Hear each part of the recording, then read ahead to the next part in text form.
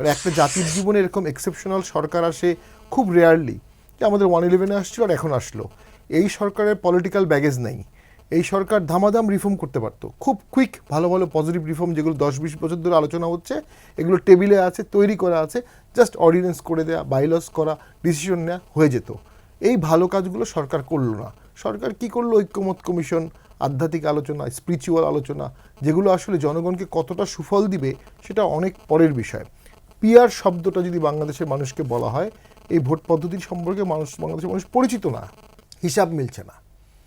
হিসাবটা না মেলা পর্যন্ত কখনো পিআর চাওয়া হবে, কখনো জাতীয় বাড়ির ব্যান চাওয়া হবে, কখনো এটা চাওয়া হবে। কি হিসাবে? এই আমি মনে করি এটা এনসিপির হিসাব হতে পারে। জীবনের সব আয়োজন এখানে একসাথে। এনসিপি তার দল গঠন করতে পারেনি, এনসিপি তার দল শক্তভাবে গঠন করতে পারেনি সরকারি সমস্ত পৃষ্ঠপোষকতা সত্ত্বেও। এখন সেখানে তাদের সংসদে আসন লাগবে, সেই আসনটা কিভাবে আসবে, কোথা থেকে আসবে, এই হিসাবগুলো মিলছে না। ওই যে বললাম, আওয়ামী লীগ যে ভোটের আগেই ভোট নিয়ন্ত্রণ করতে চাইতো, এখনও সেই ভোট নিয়ন্ত্রণের কালচার চলছে। তাহলে আপনি বললেন 14-18, তাহলে যারা 14-18-24-এর বিরুদ্ধে আন্দোলন করলো তারা নিজেরাই তো 14-18-24 করে ফেলছে।